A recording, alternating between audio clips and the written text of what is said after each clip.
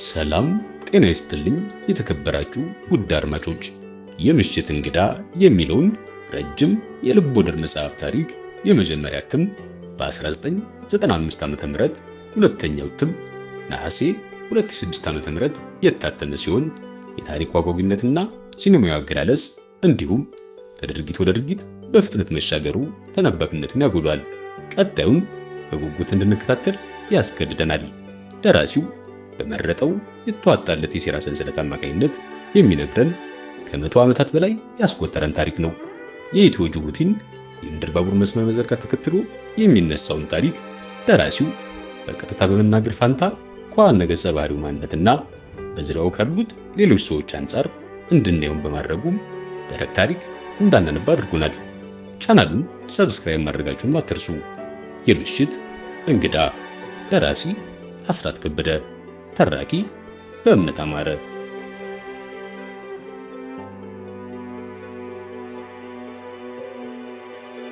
ማክዳ በቢሮዋ ውስጥ እጆቿን በኪሶቿ ከታ መሬት እያየች ትንጎራደዳለች። ከነብዩ ጋር የሚያገናኛትን መላ ማግኘት አልቻለችም። የድምፁን መጥፋት አልወደደችውም። እሁድን ከቤቷ ሳትወጣ ከስልኳ አጠገብ ሳትርቅ አሳለፈች። ከአጠገቧ እንዲርቅ መፍቀዷን ቆጫት። ይህን ያህል ጊዜ ሳታገኘው ቢያንስ እንኳን በስልክ ድምፁን ሳትሰማ እንዲህ ተራርቀን እንቆያለን ብላ አስባ አታውቅም ነበር። 4 ቀናት በደህናው ነው ብላ ለማመን ተቸገረች። አእምሯ ከጭንቀትና ከሐሳብ ነፃ ሲሆን አይደል ስራዋን በትክክል መስራት የምትችለው። ጠዋት ዳዊትን ለማግኘት ቤቱ ስልክ ደውላ ነበር፣ አላገኘችውም። ከሰዓት በኋላ ሞከረች፣ የለም። ቢቸግራት ስልኩን ዘግታ መላ ፍለጋ ቢሮዋ ውስጥ ትንጎራደዳለች። ብዙም ሳይቆይ የቢሮዋ በር ተንኳኳ። እባክዎን ይግቡ ስትል ወዲያውኑ በሩ ተከፍቶ ጸደይ ገባች። ሁለመኗ ፈክቷል። ማክዳ ከመቀመጫዋ ተነስታ እንኳን ደህና መጣችሁ ጸደይ በማለት ተቀበለቻት። እንኳን ደህና ቆይሽኝ አለች ጸደይ ጉንጮቿን እየሳመች። መቼም የእረፍት ጊዜሽ በጣም ግሩም እንደነበረ ሳትነግሪኝ መገመት እችላለሁ። ቁጭ በይ እስቲ አለቻት መቀመጫ አሳይታት።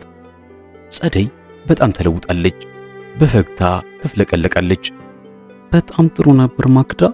በየጊዜው አንቺን እያሰብኩ የራሴን ደካማነት ስመረምር ነበር የከረምኩት አለች ጸደይ።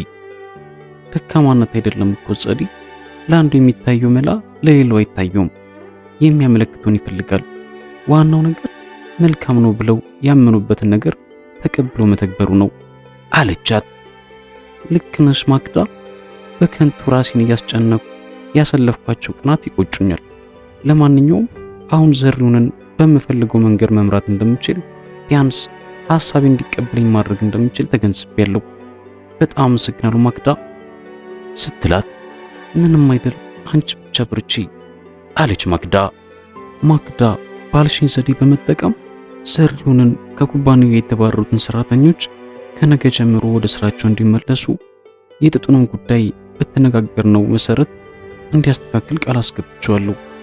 በተለይ ደግሞ በነብዩ ላይ ያለፈውን አይነት ክፉ አደጋ እንዳይደርስበት እንደሚያደርግ ነግሮኛል ስትላት፣ እውነትሽን ነው ጸደይ፣ ይሄ መቼም ትልቅ ነገር ነው። ማክዳሞች እየማለ ነው ቃል ይገባልኝ፣ እንደሚያደርጉም አምናለሁ ስትላት፣ ማክዳ ጭንቀቷ ቀለል አለላት። አየሽ ጸደይ፣ በሚያጋጥምሽ ችግር ሁሉ እየተበሳጨሽ አይምሮሽን በማስጨነቅ ሰላም ከማጣት እንዲህ እንዳሁኑ በግልጽ ቀርበሹ በዘዴ የምታደርጊው ጥረት መልካም መፍትሄ ያስገኛል። ጥቅሙ ላንቺ ብቻ አይደለም ጸደይ፣ በሚፈጸመው ክፉ ድርጊት ሊጎዱ የሚችሉትን ሁሉ ማዳን ትችያለሽ። ይህም ታዲያ ጭንቀትሽን ከማስወገድ አልፎ ታላቅ የመንፈስ እርካታን ያጎናጽፍሻል። ከዚህ በላይ ምን ትላለ ጸደይ አለቻት። ምንም አለችና ጸደይ ሰላምና እርካቷን እያሰበች ቆየች። ማክዳም ተስፋዋ በውስጧ እያደገ ሲመጣ ተሰማት። የተጨነቀ መፍትሄ ይሆንልኛል ብሎ ያሰበውን ሁሉ ተስፋ ማድረጉ የት ይቀራል። የነብዩን ነገር እንዳትዘነጊው ጸደይ አለች በዓይኖቿ ጭምር እየለመነቻት። የተቻለኝን ሁሉ አደርጋለሁ ማክዳ፣ እኔን የሚያሳስበኛል እኮ አትጨነቂ፣ ግን ደህና ነው ብላ ጠይቀቻት። አግኝቼው አላውቅም የዳዊት ምረቃ ዕለትም አልነበረም። ስለሱ ማሰቤን ግን ማቆም አልቻልኩም ስትላት አይዞሽ ማክዳ አለችና ተጠግታት ትከሻዋን እያሻሸች አደራ ብላት ሄደች። ልናገኘው አልቻልም ነው የምትሉት ሲል ጮኸባቸው። ከዚህ ቀደም ትልቁ አለቃቸው እንዲህ ሲሆን አይተውት አያውቁም። ከታዘዝንበት ዕለት ጀምሮ ወደዚህ እስከምንመጣበት ጊዜ ድረስ በጓደኛውና በማክዳ ላይ ክትትላችንን ለአፍታ እንኳን አላቋረጥንም። በዩኒቨርሲቲው ምረቃ በዓል ላይ ሳይቀር ልናጠምደው ሞክረን ነበር። ዳዊት የሚባለው ጓደኛውና ቤተሰቦቹ ሲገኙ እሱ ግን በቦታው አልነበረም። ተከታትለናቸው ቤታቸው ድረስ ሄደን ማክዳ ብቻዋን ነበረች። እኔና ዘለቀ ለየብቻ ሆነንም ስንከታተል ቆይተናል። ልናገኘው ግን አልቻልንም አለ መኩሪያ። አዲስ አበባ ውስጥ እንዴት ሊሰወርባችሁ ይችላል? እዚህ የለም ማለት ነው ብሎ ጠየቃቸው። አዲስ አበባ ውስጥ በመሆኑም መሰለኝ ለማግኘት ተቸገር ነው በማለት ሲመልስለት ዘሪሁን በልዩ ሰራተኞቹ ላይ ይሁን በነብዩ ላይ ባልታወቀ ምክንያት በቁጣ በድጋሚ ጮኸ። አዲስ አበባ ውስጥ ቢኖር የግድ ከነሱ ጋር መገናኘት ስላለበት ከሁለት አንዳችሁ ታገኙት ነበር። ስለዚህ ክትትላችሁን በሚገባ አላካሄዳችሁም ወይም እሱ አዲስ አበባ ውስጥ የለም። የኔ መደምደሚያ ይሄ ነው አላቸው። አቶ ዘሪሁን ይህ እኮ በህልውናችን ላይ ያነጣጠረ አደጋ ነው። እስከ ሌሊቱ 6 ሰዓት ድረስ እየቆየን ነበር የምንከታተለው በማለት ነገሩት። ዘሪሁን ድንገት ከመቀመጫው አፈፍ ብሎ ተነሳ። በመገረም ተመለከቱት። ከዚህ ቀደም እንደሚያደርገው ሽንፈቱንና ቁጣውን መቆጣጠር አልቻለም። ጠረጴዛውን በሁለት እጆቹ አጥብቆ ተመርኩዞ አይኖቹን እያጉረጠረጠ የአዲስ አበባ ጉዳይን ጨርሷል ማለት ነው በማለት ጥርሱን ነክሶ በብሽቀት ቁና ቁና እየተነፈሰ ይህን ፍልፈል ቶሎ ድረሱበት፣ አሁን ተሻለን ቶሎ ጥሩልኝ አላቸው። በግቢ ውስጥ ከእኛና ከተረኛ የጥበቃ ሰራተኞች በስተቀር ማንም የለም ጌታዬ አለ አቶ መኩሪያ። ባለቃው ሁኔታ ግራ ተጋብቷል። ሳይቀርማችሁ ድረሱበት፣ አለበለዚያ የከፋ ነገር ይፈጠራል። አሁኑኑ ተሻለን ከቤቱ ወይም ከሚያዘወትርባቸው ቤቶች ፈልጋችሁ ላገኘው እንደምፈልግ ንገሩት። በአስቸኳይ ቤት ስልክ እንደውልኝ አድርጉ። ከተሻለ ጋር ነገ በሌሊት ተነስታችሁ ወደ ኤፌሶን መሄድ አለባችሁ። ይህንን ፍልፈል ኤፌሶን ሌላ የትም አታገኙትም። የቀረውን ነገር ሊለቃቅም አውራጃው ፍርድ ቤት ወይም ሽማግሌው ጋር ሄደው ነገውኑ ሄዳችሁ ማንቁርቱን አንቃችሁ ካልገላገላችሁ በስተቀር ቀርሟችሁ እያንዳንዳችሁን ያስለቅማችኋል። ሽማግሌውም ከእንግዲህ ወዲህ ለእኛ የሚኖራቸው ጥቅም አይታየኝም። ይልቁንም በሕይወት የሚገኙ መረጃ በመሆናቸውና ጉዳታችሁ ስለሚያመዝን እሳቸውንም በጥንቃቄ ያስወግዷቸው። በፍጥነት ሂዱ አላቸው። ሰውነቱ ይንቀጠቀጣል። ተመልሶ ወንበሩ ላይ ተቀመጠ። ይኸው ነው፣ እኔም አብሬያችሁ መሄድ ነበረብኝ። ነገር ግን ነገ ፍርድ ቤት እንድቀርብ አቃቤ ሕግ መጥሪያ ሰጥቶኛል በማለት ነገራቸው። ኧረ እኛ እንበቃለን፣ አሁንስ የምናደርገው እናውቅበታለን አሉ ሁለቱም አከታትለው። እዚህ ያለውን ሥራ ለኔ ተውት፣ ደህና ሁኑ አላቸው። ሁለቱም እንዳለቃቸው አይኖቻቸው የእሳት ነበልባል እየተፋ ከመቀመጫቸው ተነሱ። አሜን ጌታዬ በማለት ነብዩን ዘልዝለው ሊጥሉት በልባቸው እየፎከሩ ግቢውን ጥለው ወጡ። የያዘውን መጽሔት እያገላበጠ ከግማሽ ሰዓት በላይ ጠበቀ። ሽማግሌው ከክፍላቸው አልወጡም። ከሁሉም በላይ ግን በሕይወት መኖራቸውን በማረጋገጡ ልቡ ረጋ ብሏል። ከእንግዲህ ወዲያ ወደ ኋላ ማፈግፈግ አይችልም። አንድ ገብቶበታል። የታሪኩ መጨረሻ እስከሚቋጭ ድረስ መላቀቅ የለም። የነብርን ጭራ ይዙም ከያዙም አይለቁም። መጽሔቱን እያነበበ አቶ ሰይፉ ሲጠብቃቸው የምሳ ሰዓት ደረሰ። ማደሩን ሲያስብ መኝታ መከራየት እንዳለበት ተገነዘበ። ከሰዓት በኋላ ቢያገኛቸውም እንኳን የፍርድ ቤቱን ጣጣ ለመጨረስ መቆየቱ የግድ ነው። በፊት የታዘዘችውን አስተናጋጅ ትቶ ምሳ ካዘዛት በኋላ የሚከራይ አልጋ መኖሩን ጠየቃት። ውይ ጥቂት ክፍሎች ናቸው እኮ ያሉን፣ እነሱም ተይዘዋል። ቅድም የመጣ ጊዜ እንደምትፈልግ ነግረኝ ቢሆን ኖሮ ይያስል ነበር አለችው። ሌላ ጋር ታገኛለሁ ብሎ ጠየቃት። እዚያ ማዶ ካለው ሆቴል ቤት ታገኛለህ፣ ሂድና ጠይቃቸው አለችው። ከመንገዱ ባሻገር ወዳለው ሆቴል እያመለከተችው። ምሳውን በልቶ እንደጨረሰ አስተናጋጇ ወደ ጠቆመችው ሆቴል ሄዶ የመኝታ ክፍል ተከራየ። እዚያ ሆቴል በረንዳ ላይ ወንበር ስቦ ተቀመጠና ቡና አዞ ሽማግሌው የሚኖርበትን ሆቴል ከፊቱ አሻግሮ እያየ ጥበቃውን ቀጠለ። ከነ ማክዳ ቤት ያመጣው መጽሔት አንብቦ ባይጨርሰውም በጉጉትና በስጋት ሐሳቡ እየተከፋፈለበት አልሰበሰበል ስላለው ጠረጴዛው ላይ አስቀምጦታል። ማክዳን አስታውሶ እያሰባት ፈገግ አለ። እዚህ ድረስ ያመጣው ጉዳይና እሷ ትኩረቱን ለመሳብ በሽሚያ ትንቅንቅ ይዘዋል።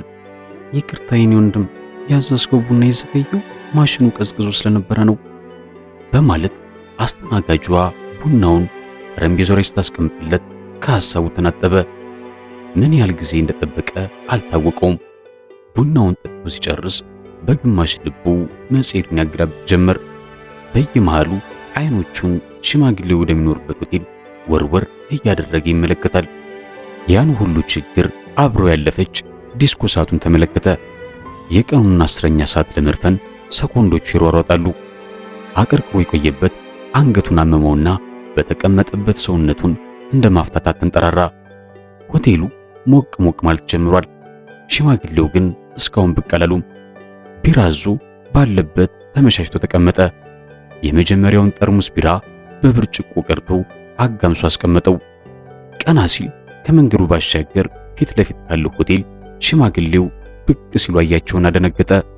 ሽማግሌው የሆቴሉን ደረጃ ከዘራቸውን እያስቀደሙ ወረዱት። መንገድ ዳር ቆም ብለው ግራና ቀኝ ተመለከቱና ወደ እሱ አቅጣጫ አቋረጡ። አቶ ሰይፉን የእርሜ ጫና አስጎብድዷቸዋል። ዳልቻ መልክ ያለው በስርዓት የተተኮሰ ቴትሮን ኮት፣ ሸሚዝና ሱሪ ለብሰው የሚያብረቀርቅ ጥቁር ሹል ጫማ ተጫምተዋል። የነቢዩ ልብ በፍጥነት ይመታ ጀመር። ምላሱን ደረቀበት። ከቢራው ሊጎነጭ ብርጭቆን ሲጨብጥ እንደማሟለጭ አለው። እጁንም አልቦታል። መዳፉን ሱሪ ላይ ፈትጎ አደረቀው። አቶ ሰይፉ ካለበት ሆቴል በረንዳ ላይ እንደደረሱ አይት አድርገው ታለፉና የእሱን ጠረጴዛ ተጋርተውት ከጥግ በኩል ተቀመጡ። ከዚያም ከዘራቸውን ከጎናቸው ግድግዳውን አስደግፎ አቆሙ። ነቢዩ አጠገቡ የተቀመጡትን ሽማግሌ በደንብ አያቸው። ብስል ቀይ ናቸው። ወደ ኋላ እየላጉ ያስተኙት ነጭ ጸጉራቸው ሳስቶ የራስ ቅላቸውን መሸፈን ተስኖታል። አይኖቻቸው ደካክመዋል። እሱን ያስተናገደችው የሆቴሉ አስተናጋጅ ቀረበችና እንደምን ዋሉ አባባ ሰይፉ በማለት ጨበጠቻቸው። ደህና። የጨበጡትን እጅ እንደያዙ ቀና ብሎ አዩት። ልጅቱ ጠርሙሱን ጂን ከቶኒክ ጋር በተጋሩት ጠረጴዛቸው ላይ አስቀመጠች። ሁለት መለኪያ ጂን በብርጭቆ ውስጥ ቀርታ የቶኒኩን ጠርሙስ ከፈተች።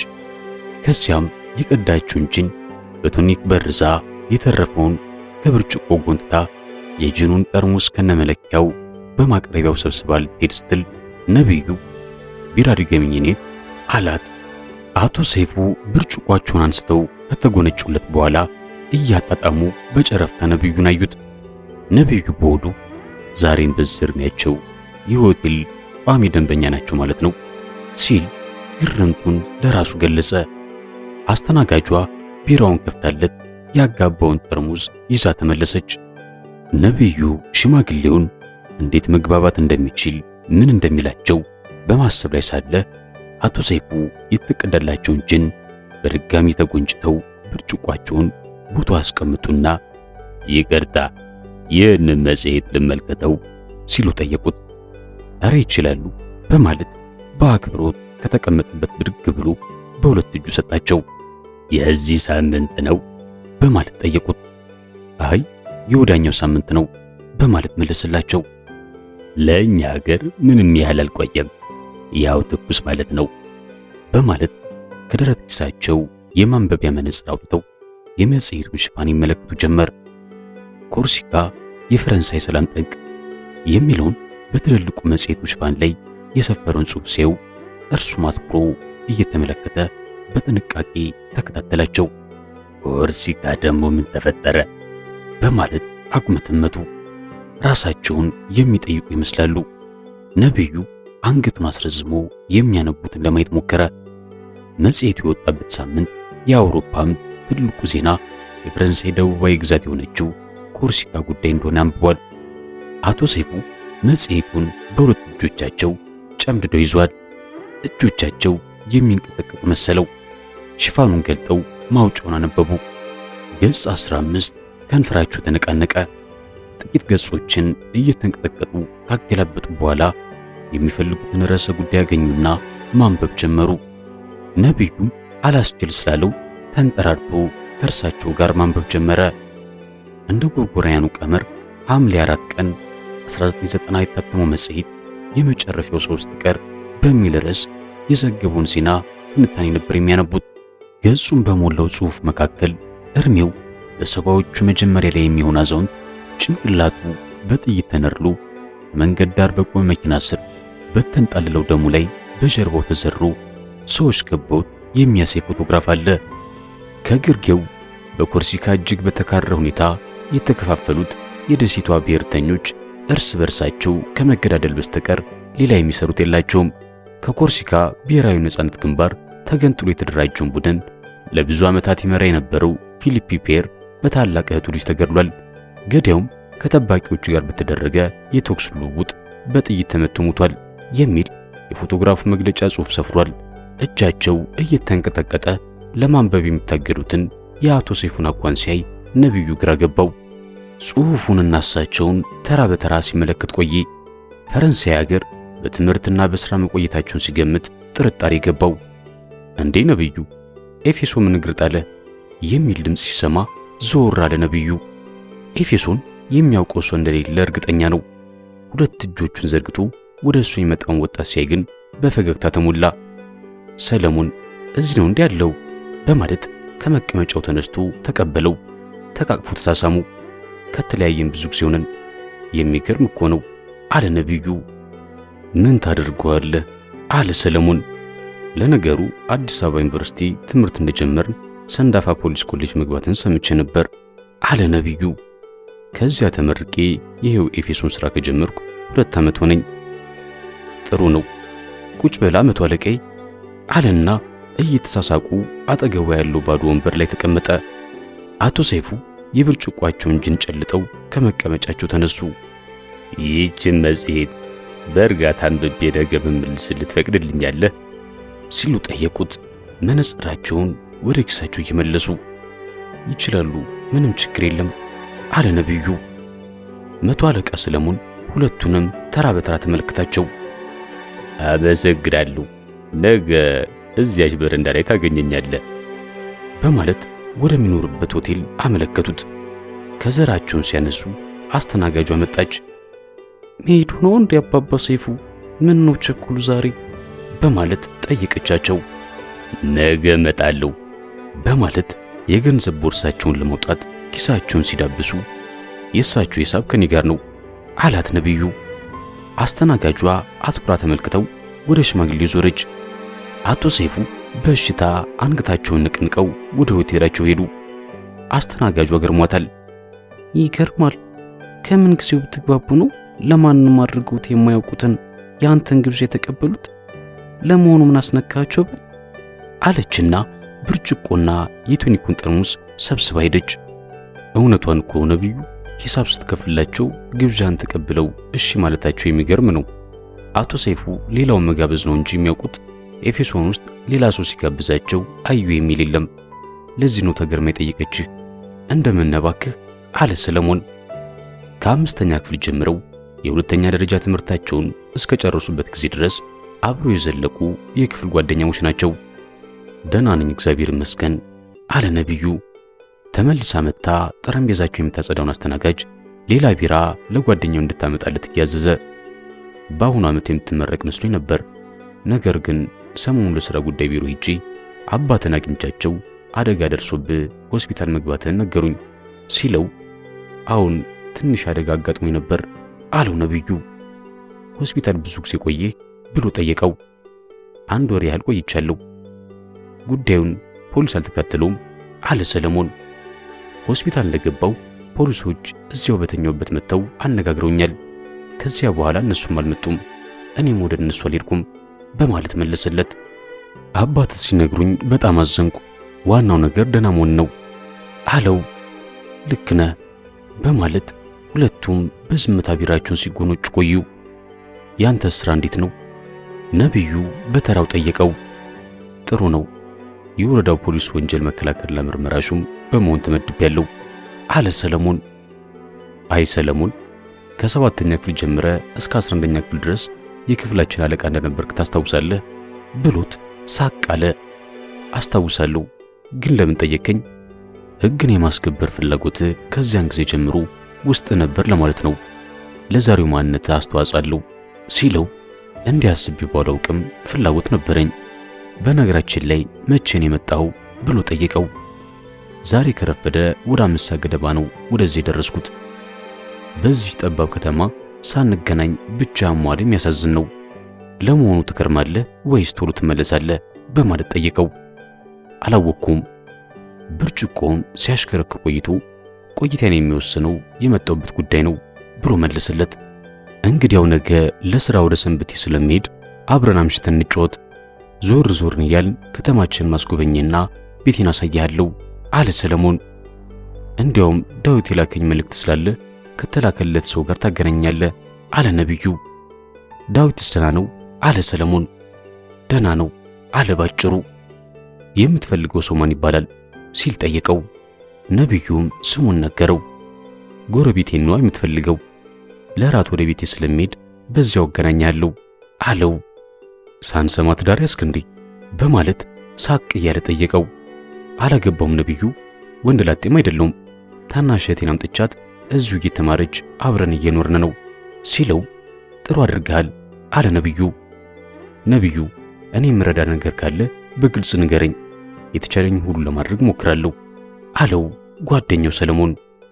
ከአቃቤ ሕጉ ጋር ካገናኘኝና የሚቻል ከሆነም ሌሎች የምፈልጋቸውን አንዳንድ ነገሮች ለማግኘት ሁኔታዎችን ካመቻቸልኝ በቂ ነው። አይዞ፣ ሕጋዊ ያልሆነ ነገር ደግሞ አይደለም የምጠይቀው በማለት ተሳሳቁ። ምንም ችግር የለም አልኩ እኮ፣ የምችለውን አድርጋለሁ። ለመሆኑ ጉዳዩ ምንድነው አለ ሰለሞን። ምን መሰለ ሰለሞን፣ የመመረቂያ ጽሑፌን የምሰራው በኢትዮጵያ ምድር ባቡር አመሰራር ታሪክ ላይ ነው። አሁን ሳስበው ግድም በነበርኩበት ጊዜ ወላጆች ሲያወሩ እንደ ተረት ተረት ሰማው የነበረ ታሪክ በአመለካከቴ ላይ ስውር ተጽዕኖ አድርጎ ኖሮ በዚህ ርዕስ ጉዳይ ላይ ሲኒየር ፔፐር እንድሰራ የገፋፋኝ ይመስለኛል።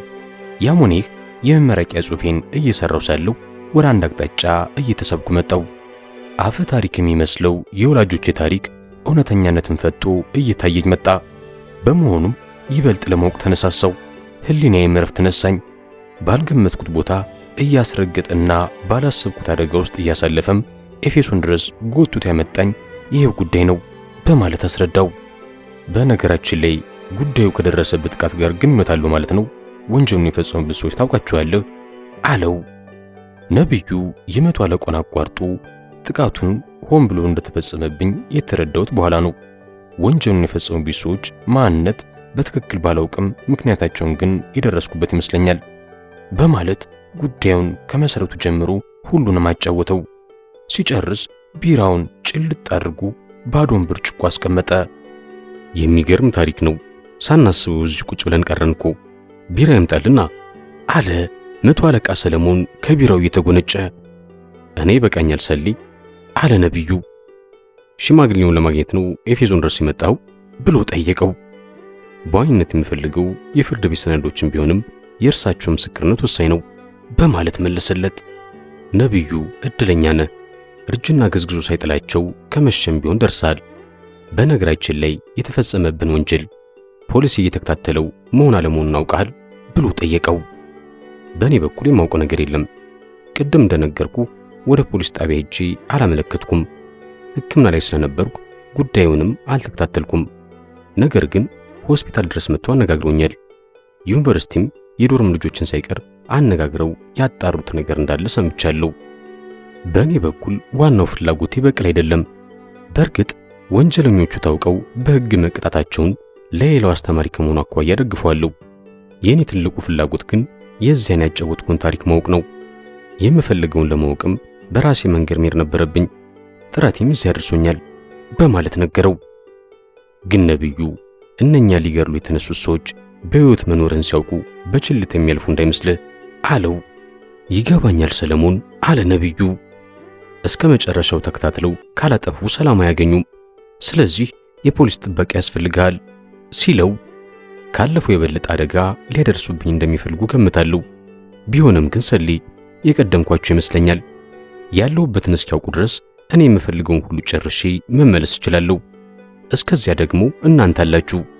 ከዚያ በኋላ ያሉበት ድረስ ሄጄ በግልጽ አናግራችኋለሁ ሲለው መቶ አለቃ ሰለሞን ትክ ብሎ ሲያው ቆየ። ነብዩ በማንኛውም ጊዜ አደጋ ሊደርስበት እንደሚችል ተገንዝቧል። እኔ ቤት አብረን ነው የምናድረው ነብዩ አለው። አልጋ ይዣለሁ ሰሊ አታስብ በማለት መለሰለት። ቀን ተገናኝተን ቢሆን ኖሮ መልካም ነበር። እንግዲህ አልጠጣም ካልክ ወደ ቤት እንሂድ ብሎት ከኋላ ኪሱ የገንዘብ ቦርሳውን እያወጣ ወደ ሆቴል ውስጥ ቀድሞት ገባ። ነብዩም እየሳቀ እንግዳ ነው ወይስ ተማሪ ነው ብለህ ነው? በልሺ እንዳልክ በማለት እስኪመለስ ጠበቀው።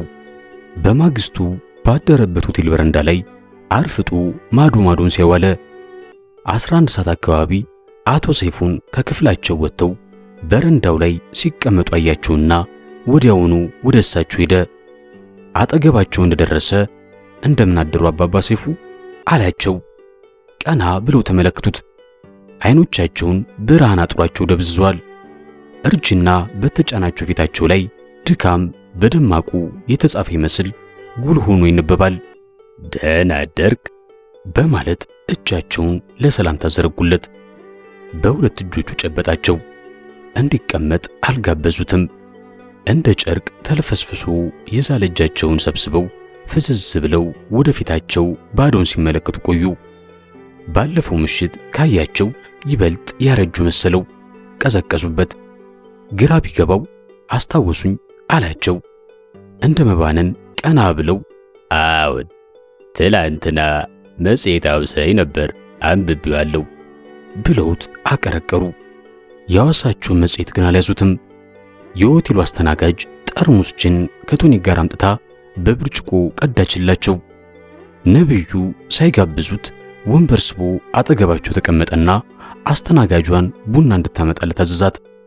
አቶ ሰይፉ ከመጠጡ ተጎንጭተው ብርጭቋቸውን አስቀመጡ። የደከሙ አይኖቻቸውን አሻግረው በሩቁ እየተመለከቱ እዚሁ ኤፌሶን ነው የምትኖረው ሲሉ ጠየቁት። አጠገባቸው ሌላ ሰው ባለመኖር ነው እንጂ ማን እንደሚያወሩ ለመለየት ያስቸግራል። እንግዳ ነኝ፣ ገና ትናንትና የመጣሁት አላቸው ነብዩ። ምን አልከኝ ሲሉት ድምፁን ከፍ አድርጎ ትላንትና ነው ከአዲስ አበባ የመጣሁት አላቸው። ጭንቅላታቸውን ነቀነቁ። ገባኝ እንደማለት። ነብዩ ሚልኪያስ ጡመልሳን እባላለሁ። የተወለድኩት እዚሁ ቅድም የሚባል አካባቢ ነው። ትልቅ ቋጥኝ እያንከባለለ ከገደል አፋፍ አስጠግቶ ቁልቁል የመልቀቅ ያህል ያንን ያልተጠበቀ ዱብዳ ከአንደበቱ አውጥቶ የግዱን ወደ እሳቸው ገፋው። ከእንግዲህ የመጣው ይምጣ፣ የጨፈለቀውን ሁሉ እየጨፈላለቀ ማረፊያው ድረስ ይውረድ የማለት ያህል ነው አነጋገሩ። ሽማግሌው በዝምታ ቆዩ። ማን አልከኝ አሉት በድጋሚ። ነብዩ ሽማግሌው የሚፈልገውን ነገር እንዲያስታውሱለትና የእሱንም ማንነት በደንብ እንዲያውቁለት በማሰብ ይበልጥ ስሜታቸውን ለማጓጉጥ አሰበ። አባቴ ቄስ ሚልኪያስ ጡመልሳን ይባል ነበር። ያውቁታል የሚል ግምት አለኝ። እኔ ልጁ ነኝ፣ ነብዩ ይባላለሁ። እርዳታውን ፈልጌ ነው ቀጥታ ወደ እርሱ ዘንድ የመጣሁት አላቸው። አቶ ሰይፉ ብርጭቋቸውን ለማንሳት ሞከሩ። ነገር ግን እጃቸው እየተንቀጠቀጠ ሲያስቸግራቸው ብርጭቆውን ወደ ነበረበት መልሰው ፍዝዝ እንዳሉ ሲያዩ ቆዩ። ብዙ ጠበቀ። እንቅልፍ የወሰዳቸው መሰለው። በቃ አሉ አቶ ሰይፉ ለራሳቸው። የከንፈራቸውን መነቃነቅ ሲያይ አንገቱን ወደ እሳቸው አሰገገ። ድምፅ የለም። አይኖቻቸው ምንም አይነት መልእክትን አያስተላልፉም።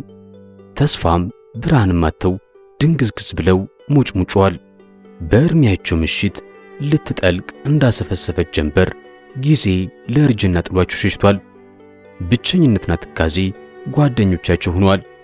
ውስጣቸውን ማንበብ ቢችል ተመኘ። የላምቧ ንቃሬ ብቻ ከስር የቀረች የሕይወት ብርሃናቸው ቀንዲል የነበልባል ላንቃ እንደ መቃተት ጭል ጭል እያለ ትስለመለማለች። ብዙ ጠበቁ። ለግማሽ ምዕት ዓመት ያህል ጠበቁ። ከፊሉን እዚያው ባህር ማዶ፣ ጥቂቱን አዲስ አበባ፣ ግማሹን ደግሞ ኤፌሶን። በዚህቹ በረንዳ ላይ ቁጭ እያሉ የሆዳቸውን ቦዳቸው አድርገው ጠበቁ። አንድ ቀን የልጄን ድምፅ ሰማለሁ፣ ወይም ልጄ ማንነቱን ተረድቶ እኔን ፍለጋ ይመጣ ይሆናል። ባይመጣም ደብዳቤ ወይም የገና ካርድ ይልክልኛል በሚል ተስፋ ብዙ ዓመታት ጠበቁ። ሆኖም በመጨረሻ የጠበቁት ልጃቸው ሳይሆን ያልጠበቁት ልጅ መጣ። ከዓይኖቹ ውስጥ የተስፋው ነበልባላዊ ብርሃን ሲንቦገቦግ የሚታይ ባለ ትኩስ ደም ደፋር ወጣት መጣ። ተስፋ፣ ጊዜ፣ እድልና ዘመን። ታዲያ ከእንግዲህ ከእሳቸው ጋር ምን ያደርጋሉ? ከብርቱ ወጣት ጋር እንጂ። ፈረንሳይ ሀገር ትምህርት ላይ ሳሉ ነበር ፈረንሳይቱ ወጣት ቀልባቸውን የሰረቀችው። ተወልዳ ያደገችው ግቢዋ በጎብኚዎች ላይ በተመሰረተው የፈረንሳይ ደቡባዊ ግዛት ኮርሲካ ደሴት በአስታያ ከተማ ውስጥ ነው። ፈረንሳይቷ የኮርሲካ ወጣት ሜሪ ፔር እና ኢትዮጵያዊ ተማሪ ሰይፉ በትምህርት ቤታቸው ቅጥር ግቢ በሩቅ እየተያዩ ልቦቻቸው እንደተፈላለጉ ሳይገናኙ አቶ ሰይፉ ትምህርታቸውን ጨርሰው ወደ ሀገራቸው ተመለሱ። ከጥቂት ዓመታት በኋላ ለዲፕሎማዊ ሥራ ወደ ፈረንሳይ ሀገር ሲመለሱ ግን እንደምንም ያችን ወጣት አድነው አገኟት። ትምህርቷን አጠናቃ ሥራ እንደጀመረች ጋብቻ ባይመሰርቱም ፍቅርን ጎጆአቸው አድርገው አብረው መኖር ጀመሩ። ከጥቂት ጊዜ በኋላ የሜሪ ቤተሰቦች ልጃቸው ከአንድ አፍሪካዊ ጥቁር ጋር ግንኙነት መመስረቷን ሰሙ። ግንኙነቷን እንድታቋርጥ አስጠነቀቋት። ሜሪ ፔርን ግን ማስጠንቀቂያው አላገዳትም። ከኢትዮጵያው ፍቅረኛዋ ጋር ግንኙነቷን በመቀጠል አረገዘች። በዚህ ጊዜ ነበር አቶ ሰይፉ ለጋብቻ የጠየቋት። ከልጁ አባት ጋር ትዳር ለመመስረት ብትፈልግም በደብዳቤ የወላጆቿ ምክር ጠየቀች። ምንም አይነት መልስ አልሰጧትም። ይባስ ብለው ወንድሞቿ ተቆጡ። ከጥቁር ጋር ያቀርሽውን ጋብቻ ሰረዘው። እንዲያውም ግንኙነትሽን ፈጥነሽ አቁሚ፣ ይህን የማታደርጊ ከሆነ ግን ፓሪስ ድረስ መተን ልጅሽንም ሆነ ጥቁር አባቱን እንዘለዝላቸዋለን ሲሉም በስልክ አስጠነቀቋት። ሜሪ ፔር ወንድሞቿ የተናገሩትን ከመፈጸም እንደማይመለሱ ጠንቅቃ ታውቃለች። ወግ አጥባቂ ቤተሰቦቿና አክራሪ ወንድሞቿ በደሴቷ የመገንጠል እንቅስቃሴ ውስጥ የኮርሲካ ብሔራዊ ነጻነት ግንባር ወይም ኤፍኤልኤንሲ አባላት ናቸው። በተለይ ታናሽ ወንድሟ ከመሰል ወጣት ጓደኞቹ ጋር ከዚሁ የነጻነት ግንባር ተገንጥሎ የተደራጀውን ቡድን በዋነኝነት ይመራል። እንቅስቃሴያቸው ሁሉ ፈረንሳይንና የፈረንሳውያን ሀብትና ንብረት በማውደም ላይ ያተኮረ፣ በሕገ ወጥ የአደንዛዥ እጽ ዝውውር፣ የባንክ ዝርፊያና በተለያዩ ወንጀሎች ላይ የተሰማራ መሆኑን ሜሪ ፔር በሚገባ ታውቃለች። ስለዚህ ለልጇም ሆነ ለአባቱ ሰጋች። አቶ ሰይፉ ኮርሲካኖች ከሁሉም በላይ ለክብራቸው ሕይወታቸውን የሚሰጡ ሕዝቦች ናቸው ሲባል አልሰማህም? የማያጠራጥር እውነት መሆኑን ማመን ይገባሃል። እህቴ ጥቁር እንደማታገባ ተገንዘብ። ይህ መልእክት ከደረሰ ጊዜ ጀምሮ ግንኙነትን አቁም ፊሊፕ ፔር የሚል አጭር የዛቻ መልእክት ከሜሪ ታናሽ ወንድም በፖስታ ቤት በኩል ደረሳቸው። ዛቻው ብዙም አላሳሰባቸውም። ሜሪ ፍቃደኛ ከሆነች ይዟት ሀገራቸው በመግባት በሰላም አብረው ለመኖር አቅዷል። ነገር ግን አልሆነላቸውም። ፍቅረኛቸው እኔንም ሆነ ልጄን ለማግኘት አትሞክር፣ በፍጹም አታገኘንም፣ ደህና ሁን የሚል መልእክት ትታላቸው ተሰወረች።